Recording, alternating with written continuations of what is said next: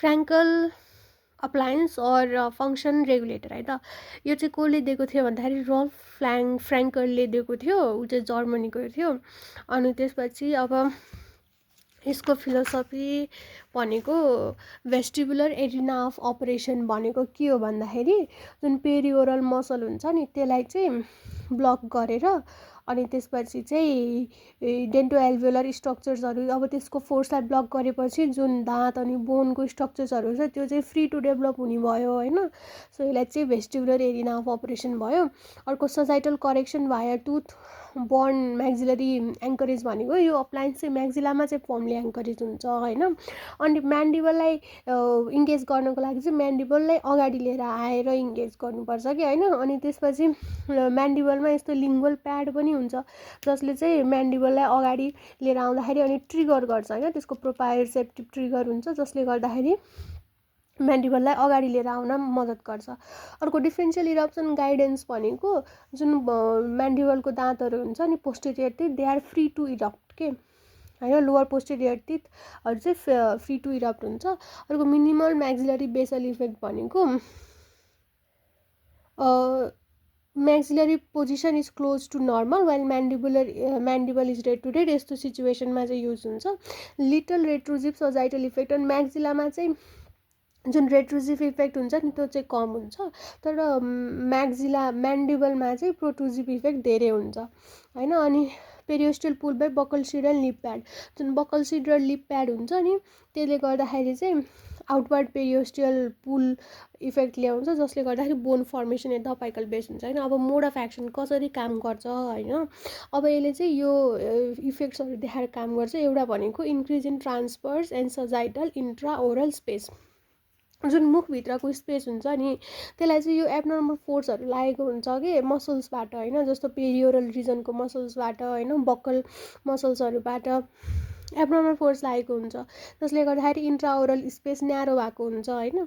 हो त्यो फोर्सलाई एलिमिनेट गर्छ कि बक्कल सिल र लिप प्याडले होइन। बक्कल सिलले बक्कल मसल्सहरू, लिप प्याडले चाहिँ जुन सर्कोमोरल मसल्स होइन मेन्टालिस मसल यसको फोर्सलाई एलिमिनेट गर्छ। अनि त्यसपछि जुन डेन्टो एल्भेलर स्ट्रक्चर हुन्छ they are free to develop, अनि तिनीहरूमा फोर्स लाग्छ टङको जसले गर्दाखेरि चाहिँ यिनीहरू ट्रान्सफर्स प्लेनमा पनि, जस्तै ट्रान्सफर्स प्लेनमा पनि के हुन्छ एक्सपान्ड हुन्छ होइन।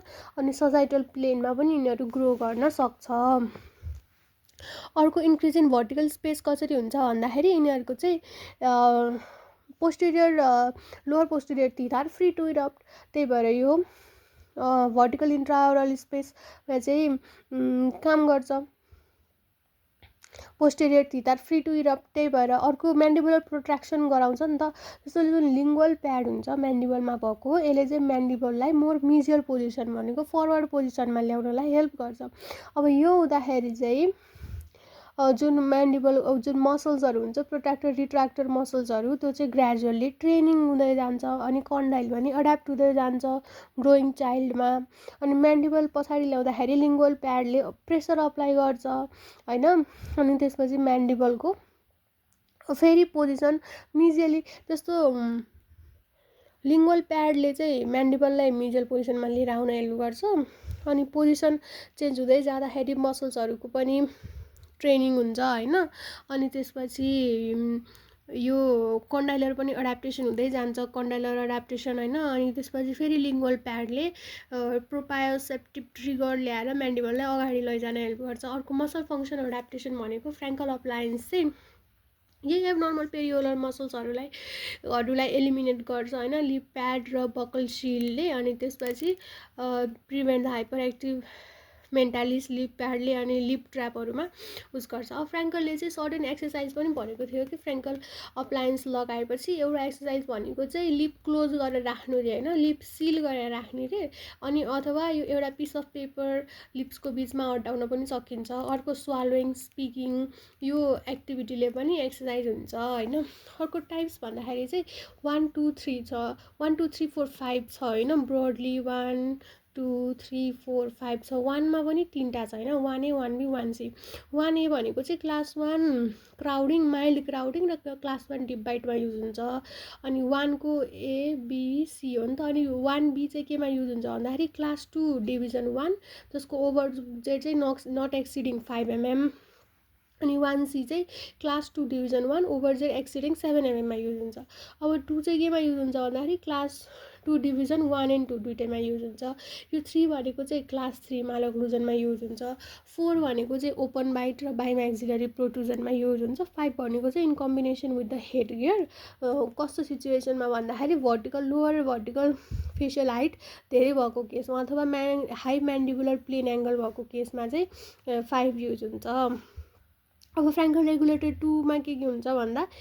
तीनटा शिल्ड हुन्छ हैन अक्राइलिकले बनाएको एउटा बकल शिल्ड भयो एउटा लिप प्याड भयो एउटा लिङ्गुअल प्याड भयो हैन जस्तो यहाँ यो बकल शिल्ड भयो अनि यो लिङ्गुअल यो लिप प्याड भयो अनि यो चाहिँ लिङ्गुअल प्याड भयो हैन अर्को वायर कम्पोनेन्टमा के छ भन्दाखेरि एउटा लेबियल बो छ यहाँबाट हेरौँ न यो म्याक्सिलामा एउटा लेबियल बो छ हैन एउटा लिङ्गुअल बो छ अनि यो क्यानाइन लुप छ अनि यो क्रसओभर छ हैन क्यानाइन क्रसओभर छ त्यसपछि यो एउटा प्यारेटल बो छ यो म्याक्सिलाको भएन अब म्यान्डिबलमा पनि के छ भन्दाखेरि यो जुन लिप प्याड छ त्यसको वायर कम्पोनेन्ट छ अनि त्यसपछि लिङ्गुअल वायर छ अनि त्यसपछि लोअर लिङ्गुअल स्प्रिङ छ अनि त्यसपछि अक्लुजल क्रसओभर छ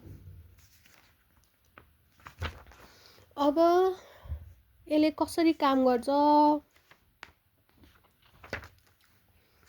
अब वेट टाइम के हो भन्दाखेरि फर्स्ट फ्यु विक्स भनेको फर्स्ट विक र सेकेन्ड विकमा चाहिँ थर्ड विकमा चाहिँ 2 to 4 आवर्स मात्रै लाउने रे दिनमा हैन अनि त्यसपछि थर्ड विक पछि चाहिँ 4 to 6 आवर लाउने अनि त्यसपछि 2 मन्थ्स पछि चाहिँ फुल टाइम वेट गर्ने फ्र्याङ्कलको यही नै हो मोड अफ एक्सन मेनली भनेको यो मोड अफ एक्सन आउनु पर्यो ट्रान्सभर्स सोजाइटल प्लेनमा चाहिँ इन्ट्राओरल स्पेस बढाउँछ अर्को चाहिँ यो भर्टिकल स्पेस बढाउँछ म्यान्डिबलको प्रोट्र्याक्सन गराउँछ र मसलको अड्याप्टेसन गराउँछ अनि टाइप्स आउनु पर्यो हैन अनि त्यही नै हो